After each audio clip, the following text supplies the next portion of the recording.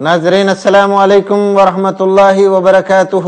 ایک بار پھر ہم آپ کی خدمت میں حاضر ہیں ایک نئے ایپیسوڈ کے ساتھ۔ اسلامی زندگی میں تقوی کی ضرورت موضوع ہے آج کی ہماری اس مجلس کا۔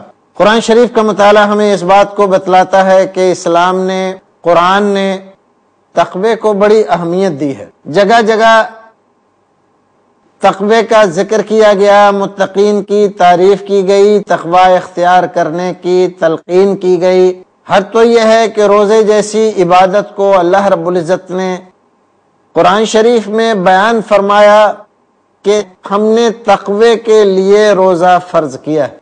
قرآن کہتا ہے کتب علیکم الصیام کما کتب علی الذین من قبلکم لعلکم تتقون۔ روزہ تقوی کے لیے رکھا گیا ہے، نماز تقوی سکھاتی ہے، زکوٰۃ تقوی سکھاتی ہے، تقوی کی زندگی سے بندے کو آشنا کرتی ہے۔ لیکن تقوی ہے کیا؟ بعض علماء کرام نے تقوی کی تعریف کرتے ہوئے دو لفظوں میں اس کو بیان کرنے کی کوشش کی ہے، اور انہوں نے کہا تقوی در حقیقت یہ ہے کہ بندہ اللہ کے اوامر، یعنی جن چیزوں کا اس نے حکم دیا ہے کہ ایسا کرو، ان کو بجا لائے، اور نواہی یعنی جن چیزوں سے اللہ رب العزت نے روکا ہے کہ ان سے باز رہو، ان سے بچا رہے، ان سے دور رہے۔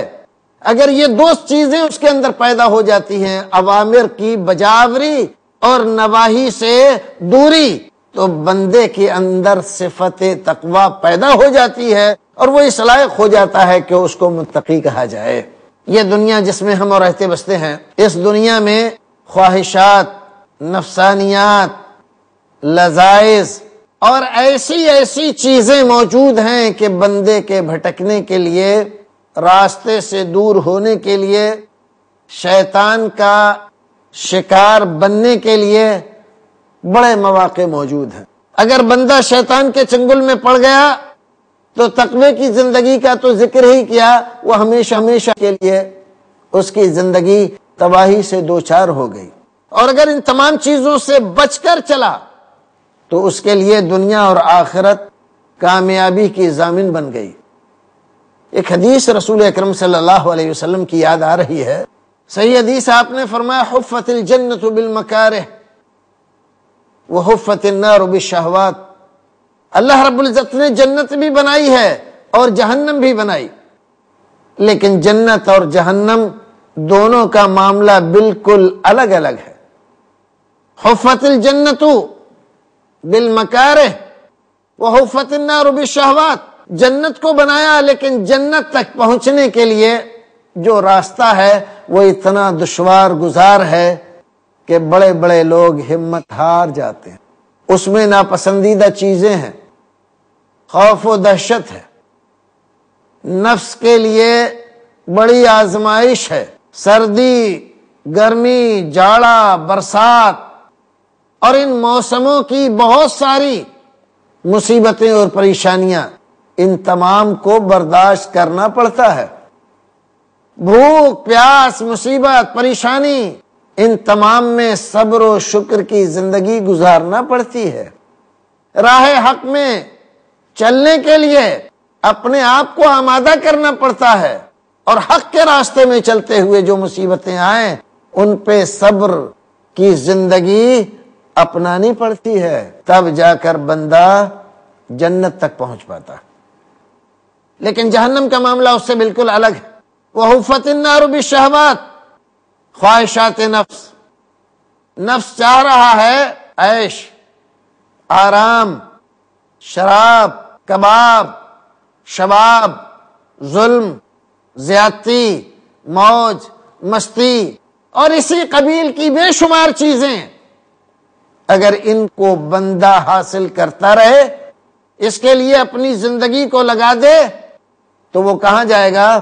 یہ راستہ جس راستے پر وہ چل رہا ہے، یہ سیدھا راستہ جہنم کو جاتا ہے۔ جہنم گھری ہوئی ہے خواہشات سے اور جنت گھری ہوئی ہے چاروں طرف سے ایسی چیزوں سے جو ناپسندیدہ ہیں، آدمی ان کو نہیں چاہتا ہے، لیکن ان ناپسندیدہ چیزوں سے گزر کر ہی جنت میں جا سکتا ہے، اور خواہشات کے پیچھے اگر پڑا تو جنت کا راستہ نہیں ملتا ہے، دوسرا راستہ ملتا ہے، تقوی، پرہیزگاری۔ اسی صفت کا نام ہے کہ بندے کے اندر ایسی صفت پیدا ہو جائے کہ وہ اپنی آخرت کو ذہن میں رکھتے ہوئے جنت کو حاصل کرنے کے لیے تگ و دو کرے، کوشش اور محنت کرے، اس راستے میں آنے والی پریشانیوں کو خندہ پیشانی سے برداشت کرے، اور جو لذائذ، جو شہوات اس دنیا میں چاروں طرف سے اس کو رجھا رہی ہیں، اپنی طرف بلا رہی ہیں، ان کی طرف دھیان نہ دے، تب بندے کو کہتے ہیں کہ وہ متقی ہو گیا ہے۔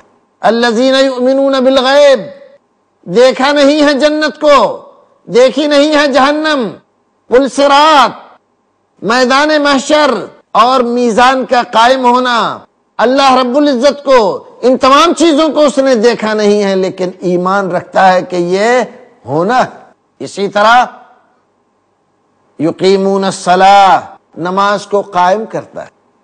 فجر کا وقت ہے، رات بھر گرمی کی شدت سے سو نہیں پایا، صبح کو بھینی بھینی ہوائیں چل رہی ہیں، نیند کا غلبہ ہے، لیکن مؤذن پکار رہا ہے حی علی الصلاۃ، نماز کی طرف آ جا، تو بستر چھوڑتا ہے اور مسجد چلا جاتا ہے۔ گرمی شدت کی پڑ رہی ہے اور مؤذن پکار رہا ہے حی علی الصلاۃ، نماز کی طرف آ جا، دوپہر کا وقت ہے، سارے لوگ سائے میں چین اور آرام سے بیٹھ کر دوپہر کی تپش کے گزر جانے کا انتظار کر رہے ہیں، اور اس کو بلاوا رہا ہے کہ مسجد آ جا۔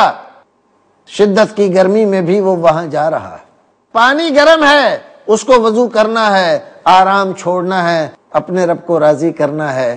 یہ صفت اگر اس کے اندر پیدا ہو جاتی ہے تو بندہ متقی کہلاتا ہے، یہ ہے تقوی۔ لیکن اگر بندہ ایسا ہو جائے اور اس کے اندر یہ صفت پیدا ہو جائے، شدائد و محن، مشکلات و پریشانیاں اور دنیا میں آنے والی بے شمار تکلیفیں، ان تمام کو برداشت کرنے کے لیے اپنے نشانے کو حاصل کرنے کی غرض سے کہ مجھے جنت تک پہنچنا ہے، بندہ اگر تیار ہو جاتا ہے تو اس کا مطلب یہ ہے کہ وہ صفت تقوی سے اللہ رب العزت نے اس کو مسلح کر دیا ہے، اور بالکل مسلح ہے وہ، تب وہ کہلاتا ہے کہ متقی ہو گیا ہے۔ یہ تقوی اس کو اللہ رب العزت کی خوشنودی حاصل کراتا ہے۔